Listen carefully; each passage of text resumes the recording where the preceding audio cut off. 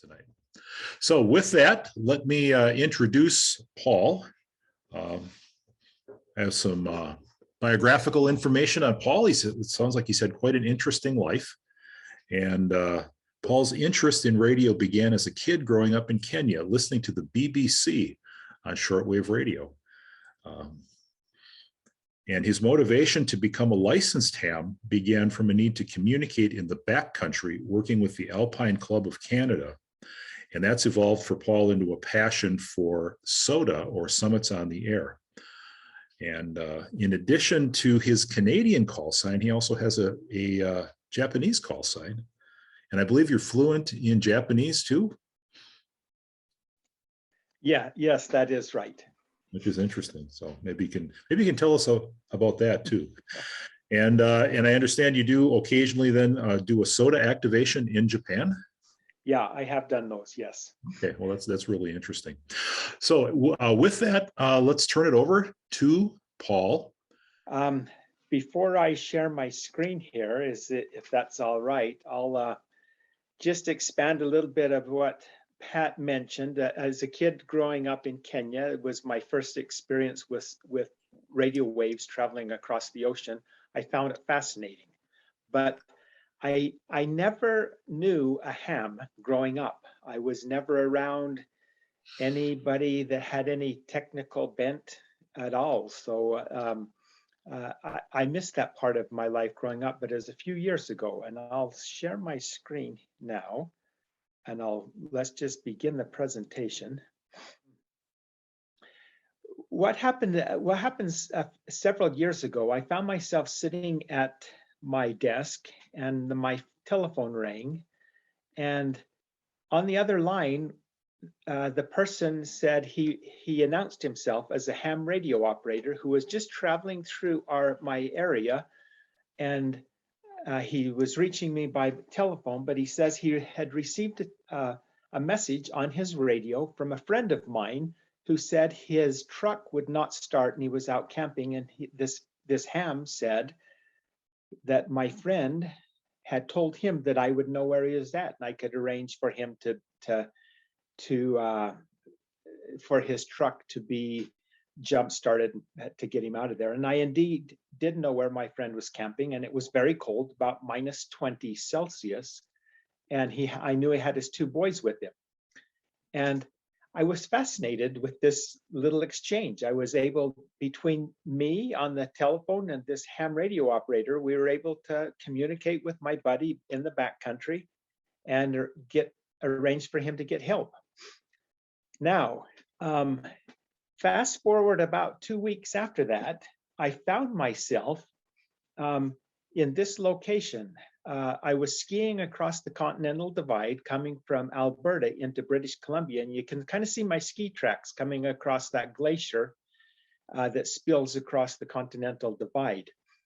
I do casual custodial and maintenance work for the Alpine Club of Canada, who has a series of about 30 backcountry huts that are scattered throughout the Canadian Rockies. And the Alpine Club had built a brand new hut about just a couple weeks before I made this trip across the mountains. And they had a new hut and they had asked me to go in and check on a few things. And it's about a 2-day journey into this hut, and then it's about another 2 days to get out of it. But I went across the mountains, and my buddy and we had spent the entire day. Since the hut was new, there had been no route description posted, and so we were just making our own way, just with map and compass, making our way to this hut across the tops of the mountains in what they call in the ice field that sits in the mountain range between, in that area of the Canadian Rockies. It's just a big ice field across the tops of the mountains. But it never got warmer than about 30 degrees Celsius, day or night, the entire 4 days we were back in the backcountry.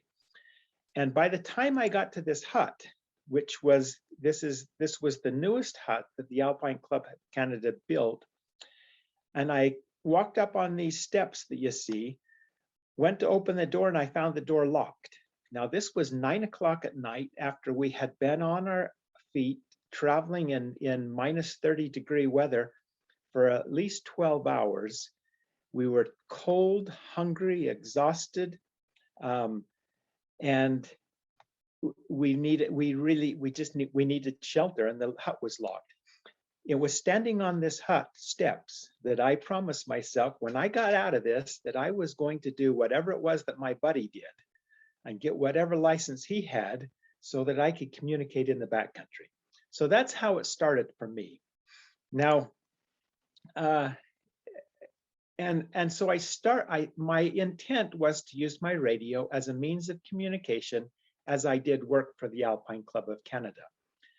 As I mentioned, the Alpine Club has a series of about 30 backcountry huts scattered throughout the Canadian Rockies. For example, this is Castle Mountain. If any of you have been to Banff National Park, this is one of the iconic mountains in Banff National Park. And you will see about halfway up this mountain, there's a ledge about halfway up. And sitting on this ledge is an example of the huts that the Alpine Club of Canada operates. This is the Castle Mountain hut that sits on that ledge on Castle Mountain. And most of these huts are either bases for mountaineering objectives or rock climbing objectives in the mountains, or a means of getting back deeper into the backcountries, into very, very remote areas. This is the Bow Hut, which sits above Bow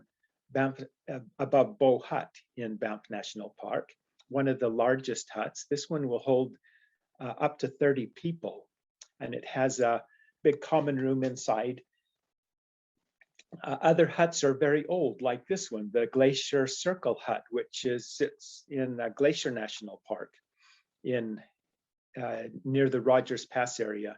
This hut was built in the 1920s, and it was at one time a place where early Swiss guides that were opening up the national park system in Western Canada had built to take clients into to then and use as a base for mountaineering objectives in these areas. Other huts like this one, the Asalkan Hut in Glacier National Park, is used primarily as a shelter for backcountry skiers who go up into this area and ski. And you can see the propane bottles in the back. They're all hauled in there by helicopters. And it's nice to be able to use radio, because some of these huts, like this one, have a 2-meter antenna on that you can plug your handheld into and chat with the helicopters as they bring supplies like propane, or in some of the huts even firewood, in and out of the huts. It was on this hut, or this helipad at the Silver Spray Cabin above Nelson, British Columbia, where I actually made my very first QSO. When I was fascinated with how things worked, and my handheld radio with that roll-up J-pole you see me holding worked pretty good for quite a while, until I got into very remote areas like this hut, which is the Great Cairn Hut. And it was at a trip into this hut, I really needed to get out and communicate with somebody.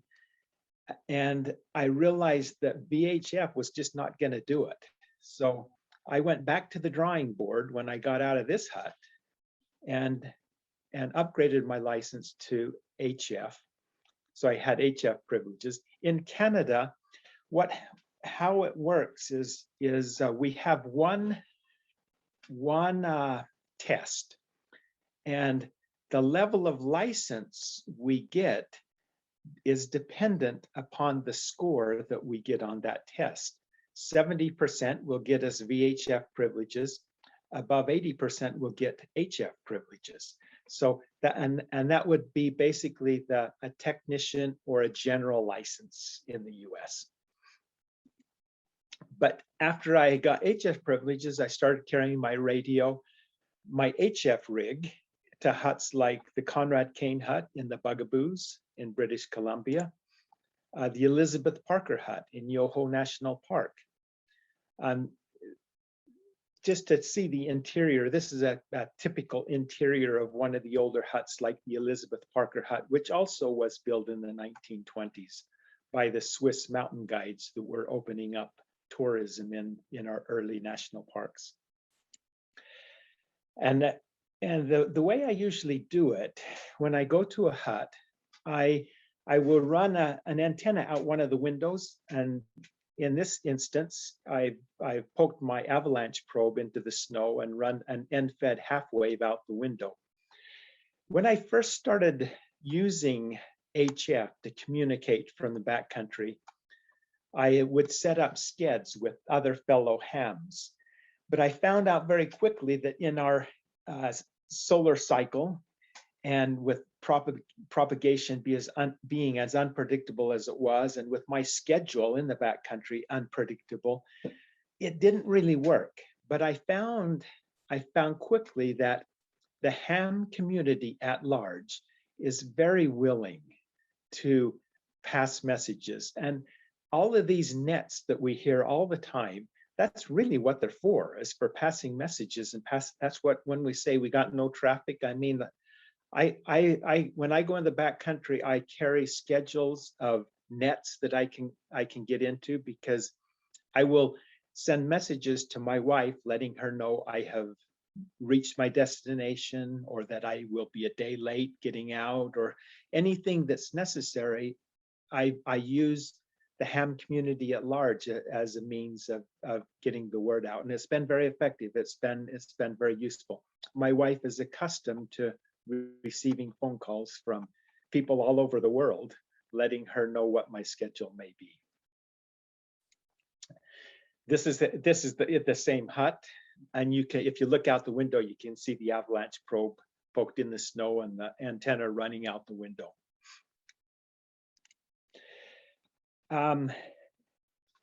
If any of you ever travel to Canada, you ought to get on the website of the Alpine Club of Canada, because there are huts all over the mountains. This hut, for example, is a wonderful place. It's equipped with a wood burning sauna, and it's very comfortable. Wood burning stove. The firewood's provided.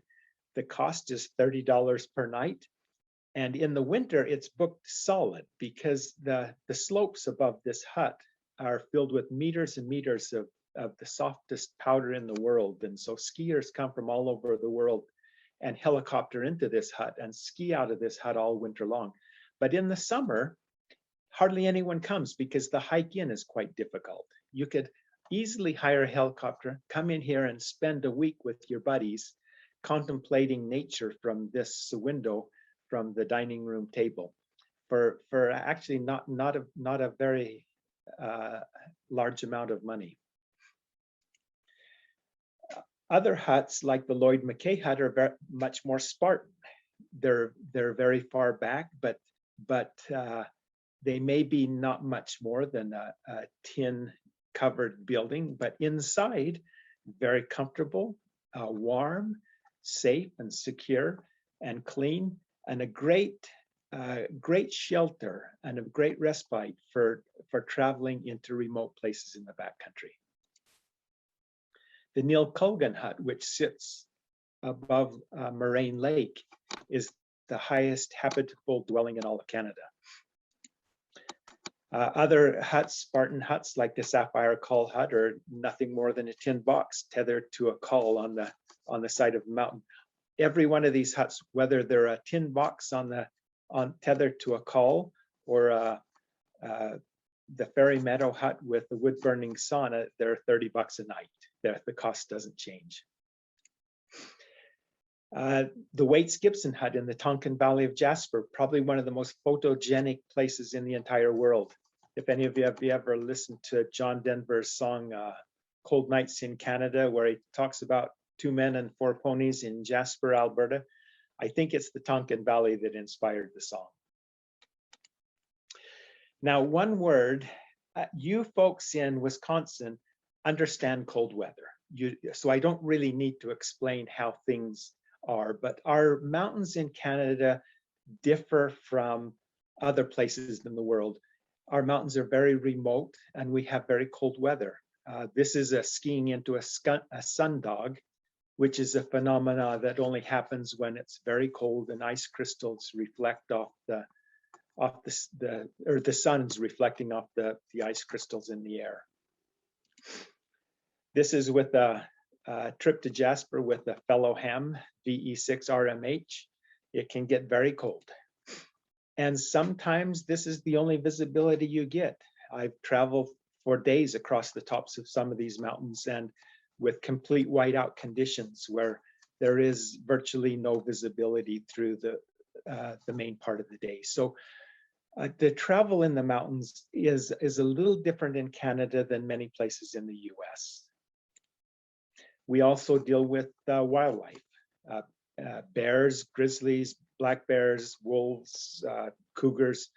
We see those things all the time. But the rewards to get out and to see things that few people are able to see and experience things that few people are able to experience are extremely rewarding. We have opportunities to get in the backcountry that are extremely gratifying. I have been fortunate myself to have lived in some beautiful places in the world. I've lived in southern Utah, in Jackson, Wyoming, in Kenya, but I do believe the Canadian Rockies happen to have the most beautiful mountains in the world, and I feel fortunate to be able to take part in the beauties that are around me.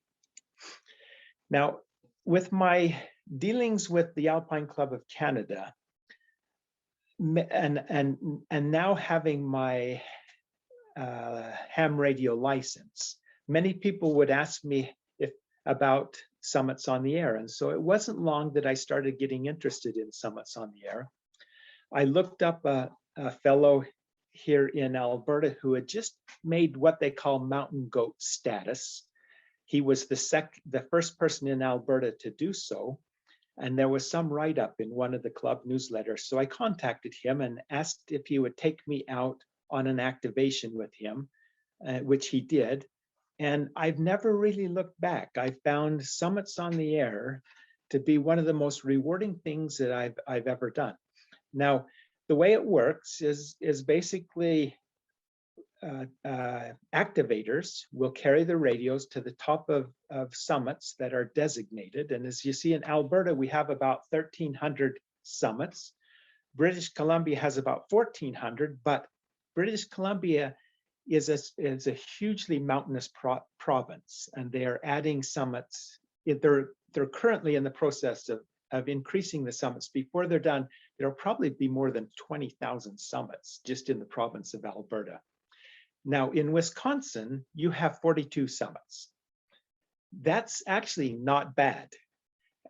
There's 10 more if you count in your association, which includes Indiana and Illinois, I believe. There are at least 10 more. So you have a 50 odd summits to choose from in your area.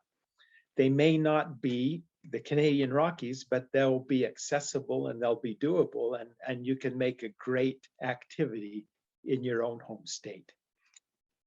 Now, here is my typical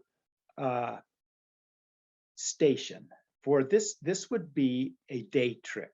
If I'm going out for just a day trip, I'll usually carry an amplifier, and I'll run an Elecraft KX2 into the amplifier for about 40 watts out.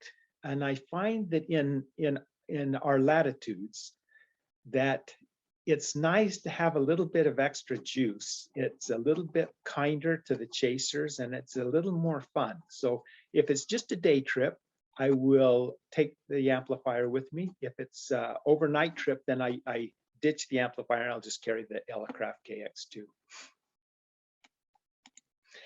I like to use an end-fed half wave just for simplicity. And I'll run it from a transformer made by one of your neighbors, Mike Johnson. Maybe some of you may know him. He's a fellow Wisconsin person. He makes this spark plug transformer. The reason I like this is because it's a very small, lightweight transformer, but it will handle up to 50 watts at least. So running an amplifier through it is never a problem. And I'll cut a wire which is resonant. If I have enough room on the summit, I'll take up a wire resonant for 40 meters. So it's also resonant on 20 and 15. If it's got less room, I'll just take up a 20-meter wire. And there are occasions when there's no room at all, and I may have to just take up an extended whip vertical that I'll put on my yellow craft. But that's typically how I'll operate. And what often at summits, there's a summit cairn. Most of them are nothing like this. This had some very ambitious people up on this summit over the years, and they built a huge cairn up at the top. But I'll take my avalanche probe, prop it up by rocks in the summit cairn or somewhere on the summit, and run the end-fed half wave up to the avalanche probe, and then down to, I'll usually tape the ends of my trekking poles together, and then I run the other end of the antenna through that. So if I can keep the antenna at least 10 feet off the ground, I'm usually good to go. This is a station, actually this was my field day station a couple of years ago, but you can see the radio. I don't have the amplifier this time because it was a multi-day trip, but the feed line going up to the top of the avalanche probe, and then it probably comes out in front of me to my trekking poles. This is my summit on, this is actually just about a month ago on Bow Peak in Banff National Park overlooking Bow Lake. So this would be a typical summit. This is another station that is on the foothills. This is to the left of this summit, which is Eagle Peak. It fades out into the Canadian prairies on the left. On the right, it'll head out into the Rocky Mountains and the Coast Mountains, and is pretty much mountainous all the way to the ocean. If you remember that first picture I showed you of Castle Mountain, this is my station on Castle Mountain, the summit of Castle Mountain, looking down the Castle Mountain Massif in Banff National Park. This shows another station set up fairly well. So you can see my radio and the amplifier, the feed line, the green coax is my feed line. I use that green coax because it remains pliable in fairly cold weather. You can use it in a lot colder weather than a black coax. But that's coming behind me to my avalanche probe. And if you look right in the very center of the picture, you can see my trekking poles taped together end for end, and you can see the antenna wire headed down towards those trekking poles. And I think that summit, I actually had no, I think that was just my 20-meter antenna. This is headed towards the summit on the far horizon, cycling across the Yaha-Tinda Ranch. The Yaha-Tinda Ranch is a working horse ranch owned by Parks Canada that has been used for over 100 years as a working ranch where the horses that were used in the warden service were trained and raised and managed. There's very little need for that now, but they still have this big ranch set across, and it's a great area for SOTA. There's quite a few SOTA peaks that surround this ranch. This is another fun station. If any of you have been to Banff, the town side of Banff, this is Mount Rundle, looking down at the Banff town site down below. And The other thing about Summits on the Air that I've really enjoyed has been it's an activity you can take anywhere. I do travel to Japan frequently. This is an activation attempt. I actually was not successful this particular time. This is Rakodate on the island of Hokkaido in Japan. It's nice to take a day off on a business trip and hit the hills and do a little bit of Summits on the Air activation.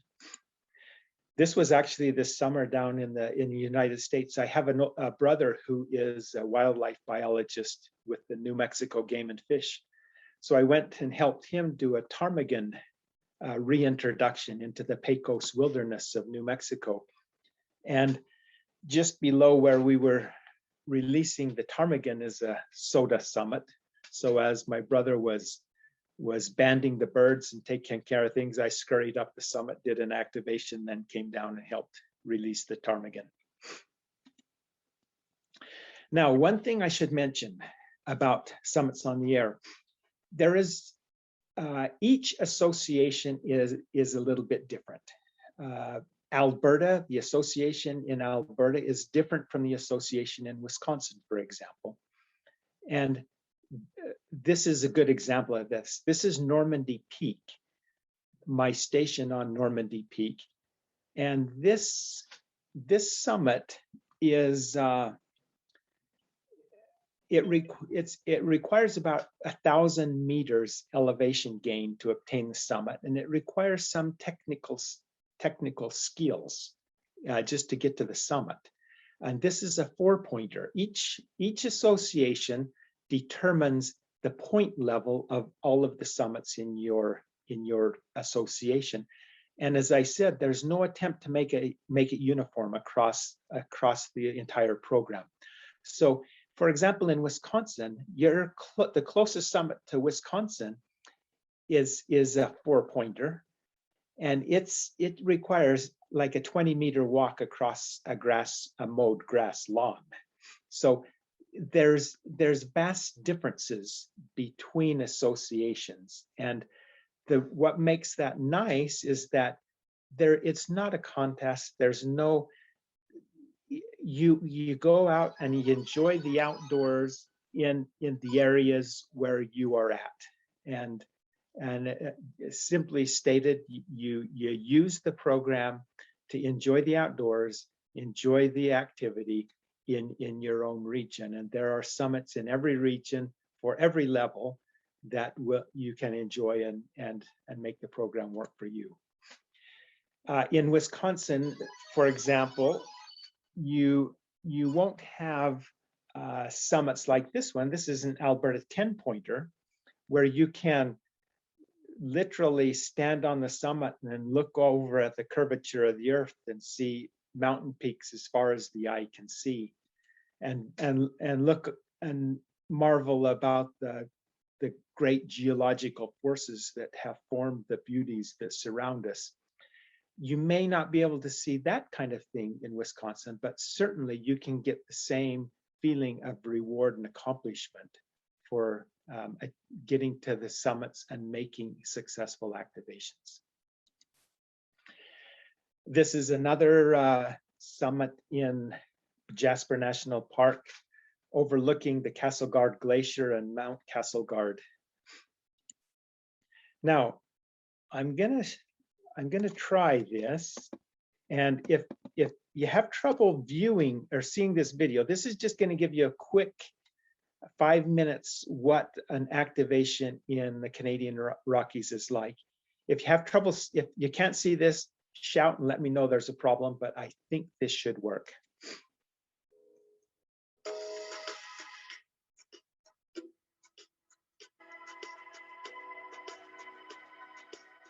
CQ SOTA, CQ Summits on the Air, VA6MPM, Victor Alpha 6, Mike Papa Mike, calling CQ SOTA, standing by. CQ SOTA, CQ Summits on the Air, VA6MPM, Victor Alpha 6, Mike Papa Mike, for Summits on the Air, standing by.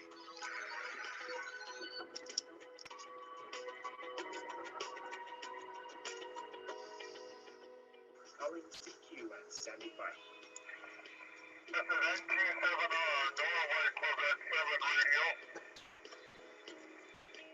Norway, Quebec, 7 radio from Victor Alpha 6, Mike Papa Mike. You are coming in at a 5x9, 5x9 QSL. 0 Mike, November Alpha, 0 Mike, November Alpha. Whiskey 0 Mike, November Alpha, you're coming in at a 5x7, 5x7 QSL.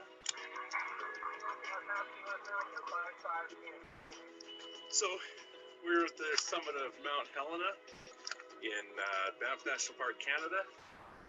We're doing a Summits on the Air activation. You can kind of see Paul back there connecting to people from Kansas, Quebec, California.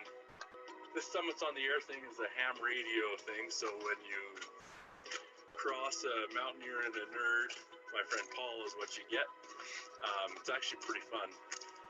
Either way, it gives you a reason to get to some summits and enjoy some of the scenery.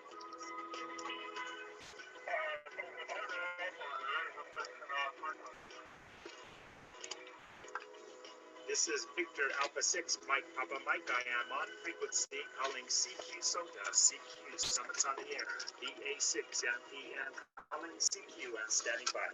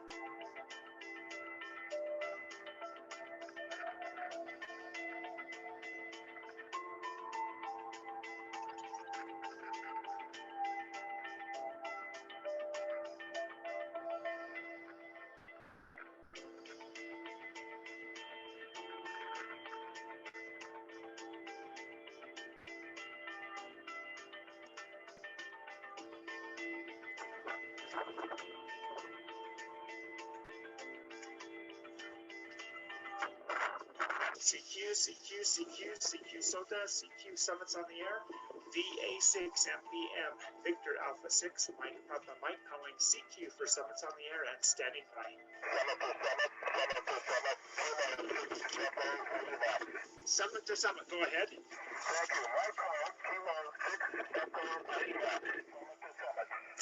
Kilo 6, Echo Lima, Elliot, thank you very much for your call. You're coming in at a 5x9, 5x9 QSL. Thank you very much for the contact. You have a very good day, Elliot, 73. Kilo 6, Yankee Kilo, you're coming in at a 5x8, 5x8 QSL. Okay, 6YK, this is really a tough summit. This is a very, this is miserable conditions and I spotted wrong. But thank you very much for your call. 7-3. CQ SOTA, CQ Summits on the Air, VA6MPM, Victor Alpha 6, Mike Papa Mike calling CQ and standing by.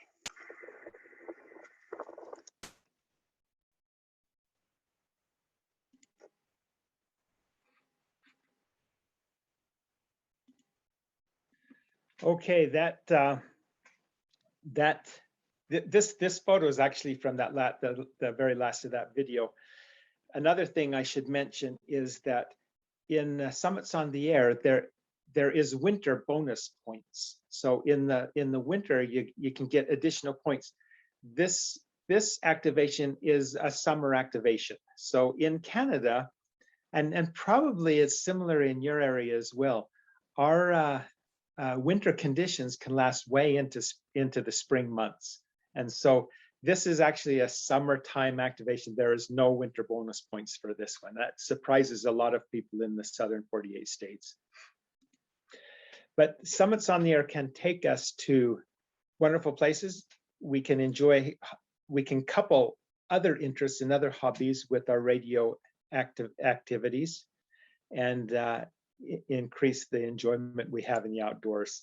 Spending time with friends, enjoying good food. Let's see, that jumped one more. And when we're in the outdoors, the feeling of smallness that we get in being in vast open areas, it's good for us. It gives us a perspective of the world that I think is important. And I think activities like Summits on the Air are particularly valuable for providing this opportunity for us. The other thing I really enjoy about Summits on the Air is I have grown up doing mountaineering most of my life, and there are many wonderful mountains all over the world, but as a mountaineer, the holy grail is to be able to climb a mountain for the first time it's ever been climbed. Really, realistically, none of us will ever have that experience. All of the mountains that we're capable of climbing have been climbed. But with Summits on the Air, there is, it's a growing popular thing. We have the opportunity to be the first activator of summits and go on a register as being the first person to have ever activated any certain summit. I find that particularly exciting, especially in places like this. I canoed up to the end of this lake. This is Spirit Island in Jasper National Park. And you've probably seen this exact photo in postcards, because it's a popular place for tourists to go and take a picture of the Canadian Rockies. And in this picture, I see at least 6 summits that have never been activated. In fact, I see 6 SOTA summits, and none of them have been activated. And they're all doable by most of us. If it's with enough time, we could canoe back into there, and we could hike up to the top of one of these summits, and we could activate it. And we could go down as the first activator in some of these very iconic peaks in the Canadian Rockies or around the world. I find that particularly exciting. The other thing I love about Summits on the Air is, of course, to get to the top of any mountain and to see the views and to feel the accomplishment is rewarding. But to have made a successful activation by contacting at least 4 people, which is requisite for making a successful SOTA activation, it heightens that sense of accomplishment. When I hike off the tops of these mountains after having done a successful activation and contemplating what I have done, the enjoyment and the reward is heightened. I like that feeling. The other thing that I find enjoyable, I'm getting old enough that most of my buddies are getting they're not willing to do the summits that I'm doing, and so I find myself alone the majority of my activations. And so when I spend an entire day way back of beyond where there's no people, and I spend a day getting to the top of the mountain, and I'm completely alone. I spent the entire day alone. I'm tired, I'm hungry, I'm lonely. My nerves are frayed, my adrenaline's been going. And then to make an activation where I can chat, even briefly, and to some of these people who the voices of these chasers have become familiar, it buoys me up, and it gives me confidence and courage, and I enjoy the brief activation at the summit of these mountains, and I find it good for me, and it adds a dimension of enjoyment and, may I say, safety in the trip. Mountaineering, climbing mountains has always been a metaphor for achieving achieving the goals that we've set in our lives, and it expands our horizons. It gives us a view of the world that is heightened and different, and it shows our insignificance in the vastness of the worlds that we're in. And I believe it makes us better people. We can spend our time around, some of the most beautiful places that nature has to offer, and spend time with friends and family. This is a trip across a mountain traverse I did with my son several years ago to do a Summits on the Air activation. And to be able to spend that time with family is rewarding.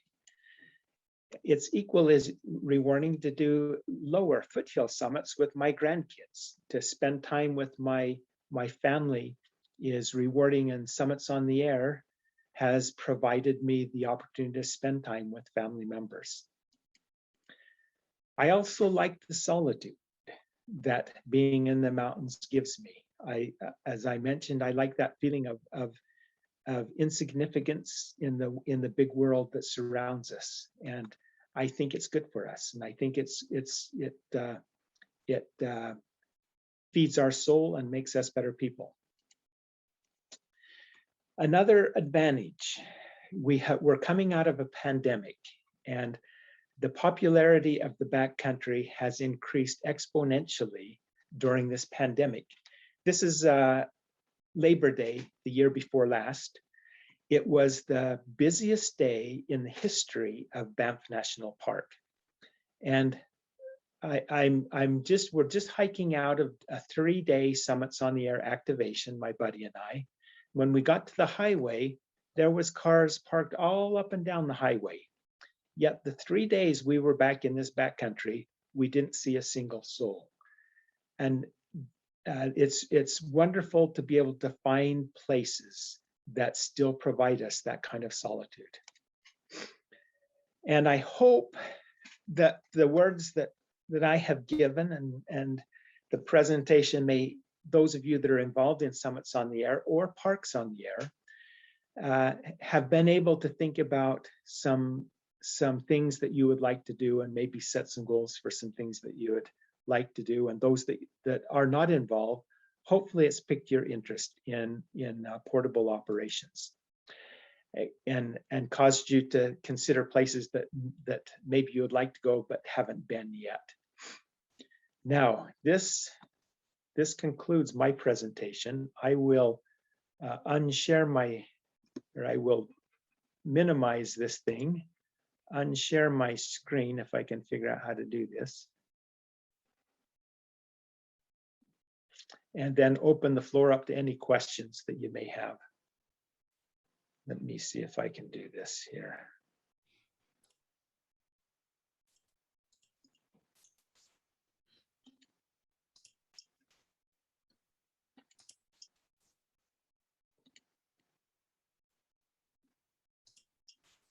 Yeah, Pat, what are you seeing right now, Pat? I'm still seeing your presentation, Paul. Hang on, I'm looking for the control here to turn it off. Me too. Here we go. Okay. Okay, well, very nice presentation, Paul. Thank you. Well, thanks for inviting me. I feel honored to be a part of your club meeting tonight. If there's any questions, feel free. So Paul, let me ask you one quick question. What happened Sure. that night when you couldn't get in the hut? That luckily, it was a pretty dire situation. If we had not got in, we probably would have died. So I felt bad because it was a brand new hut. No one had even been there yet. But I had to break into the side of there's a window frame, but I was able to do it with very little damage, get in and trip the latch and open the window and climb through the window. And I was able to do it without breaking the window and causing very little damage, but I still felt bad having to do that. Sure. Paul, can you hear me okay? Yes. Very motivating presentation. Thank you very much. Well, thanks. For those of us who are not quite as motivated, especially in the winter time, can you tell us a little bit about chasers? How do they find the frequencies? Where do they look up? What do they do? That sort of thing. Very, very good question. I'm sorry I didn't mention that. It's really it's the one thing that about summits on the air that's fun. Now you can imagine working in an environment that you can hear everything, absolutely no noise floor. You can hear a pin drop everywhere, and you can work a pile up every single time you activate. So how you do this is you can spot yourself. If you are in an area where you can get cell phone reception, you can put out a spot either by an SMS message or by the web, or you can use APRS to get in. Now, if you can't get cell phone reception, that's a different story. You have to drag up contacts just out of the brush. And that's sometimes more difficult because you need 4 contacts to make that. But you can spot yourself. And so there is a website, SOTA Watch, and the active chasers will be watching that site. And as soon as you pop up, you know, it's not uncommon to have a pile up of 20 people when your spot shows up.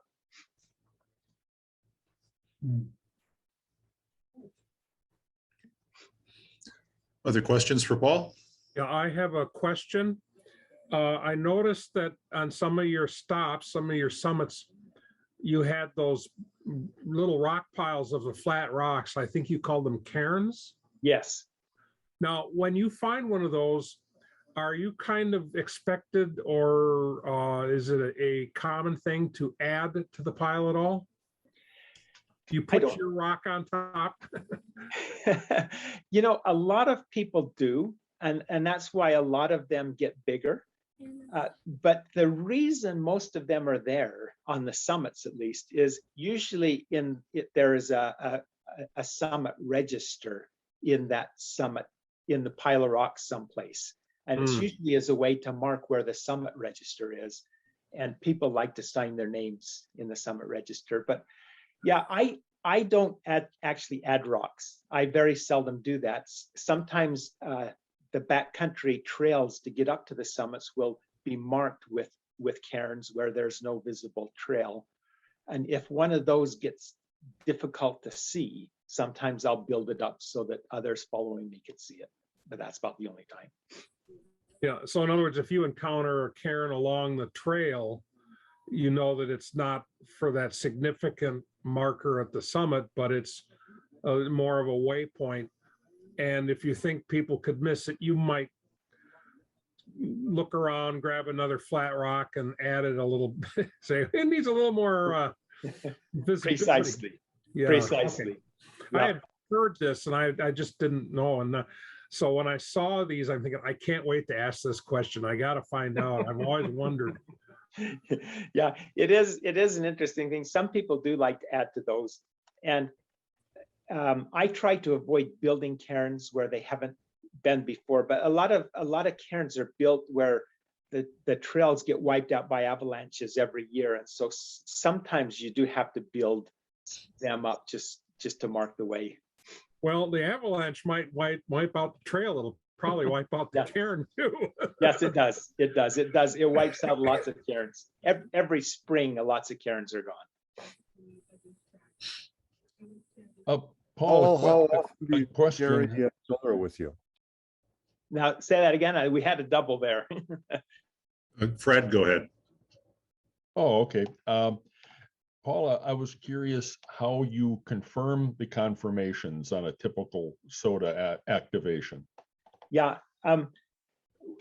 When you get back, you will log your activations, and with each activation you log, you can look and see who has actually logged you as a chaser. Now, some of these people for example, if you're just dragging contacts out of the brush, they're not going to log you, and they won't confirm you either. And since this is not really a contest, that confirmation is not really required. It's pretty much an honor system deal. And what was the other question for Paul? Paul, what sort of solar arrays or solar power do you take, and how often do you take it? You know, I carry enough battery.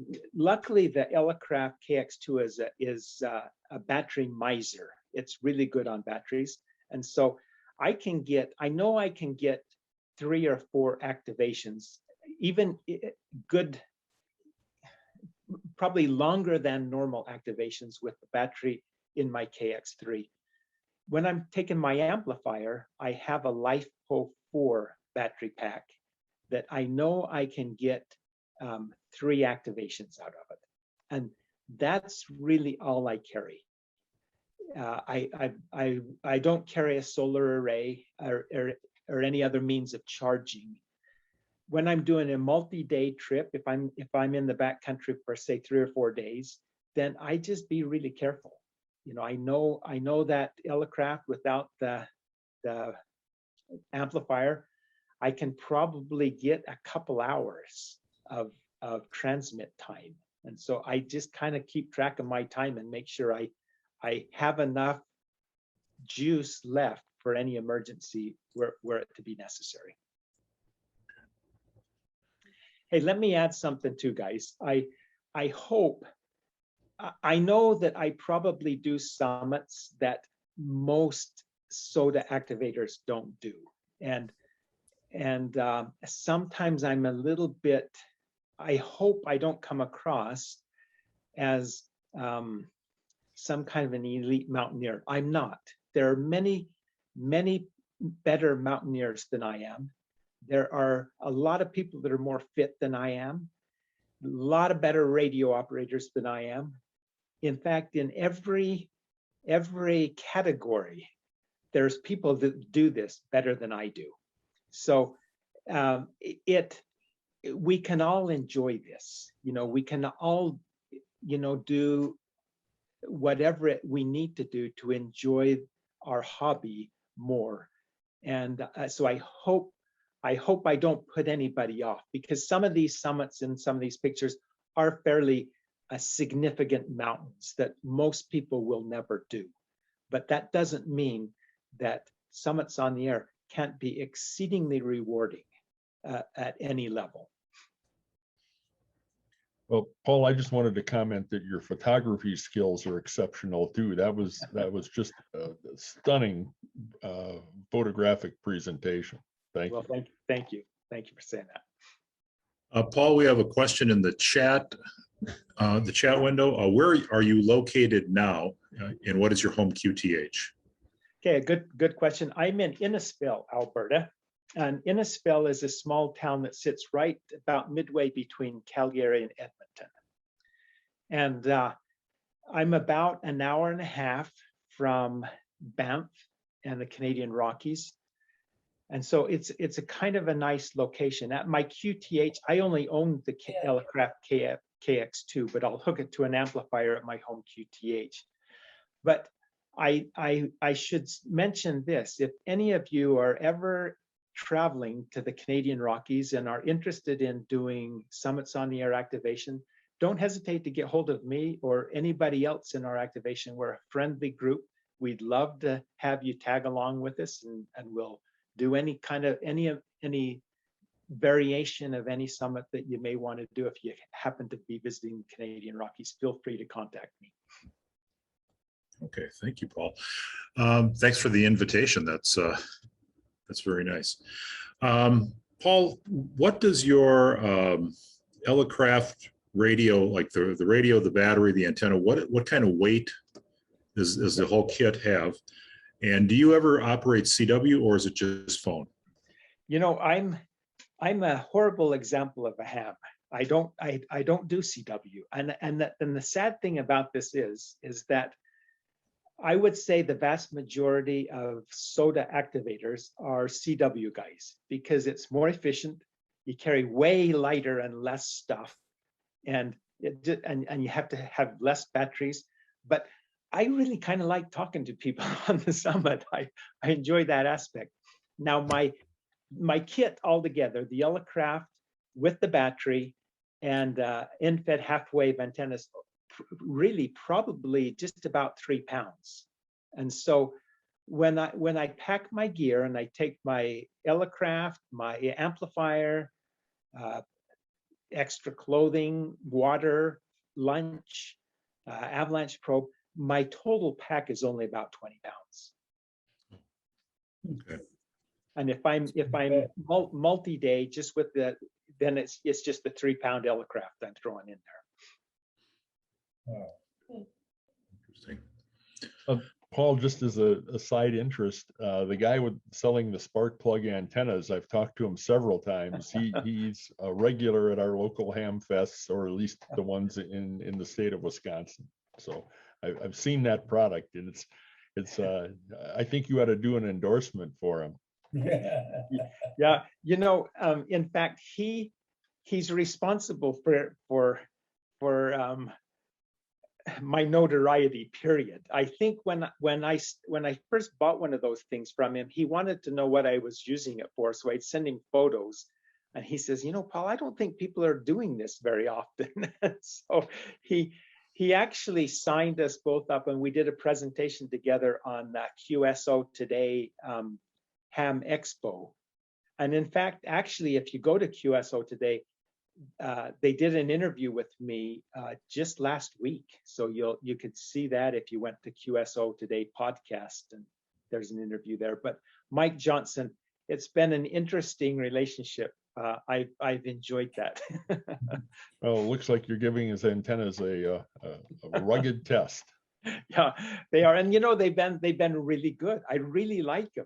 I mean, it's a great little design, and it fits my needs because I put 50 watts to it. There's a lot of guys that make lighter transformers, littler, but I like to be able to, in Canada, I like to run it through an amplifier when I can. And then that requires about 50 watts, and his are just perfect.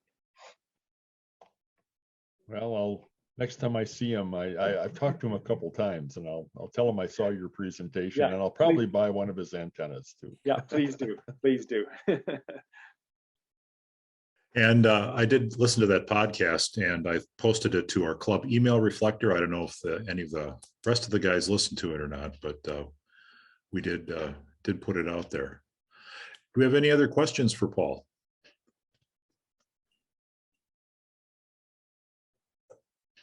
Yeah, I have one. Okay, go ahead, Stan. What do you do, Paul, when you're not climbing mountains? Well, I have a really strange little business that I run. I export agricultural products. I mainly supply the racehorse industry in Asia and the Middle East. So Wow. I ship oats, Canadian oats, and hay from the United States to the thoroughbred industry in mostly Japan and Dubai is really my two biggest markets. Interesting. Thank you. You bet. And along with that, I thought of it early in your presentation, and I forgot. What did it take you to get a Japanese amateur radio license? You know, it's a reciprocal thing, and in order for a person to operate in Japan, you just need to provide your U.S. or Canadian license, and they will issue you for a very small fee the equivalent Japanese license. But you can't operate in Japan with a US or a Canadian license. You have to use a Japanese call sign. So that's the reason it's just a reciprocal license, and it's kind of fun to operate there. It's a different place, and I find it kind of exciting to be able to go there, and it always surprises people to hear a foreign accent over the radio waves. So I find it a kind of an exciting place to.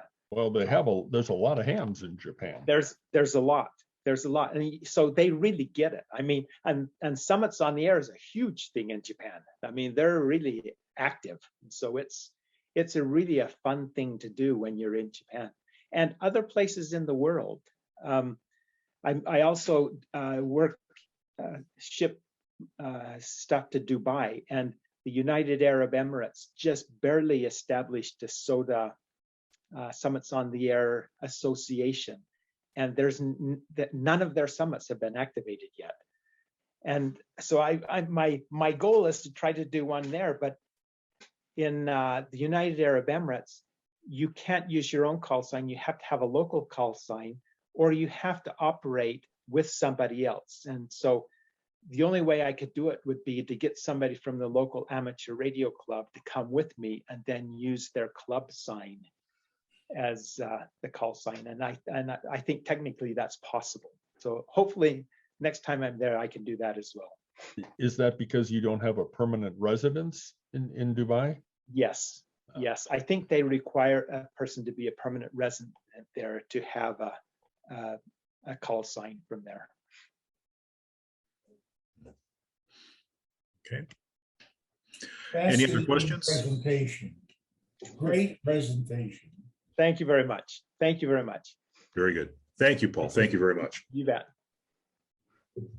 Okay. All right. Well, that was a great presentation.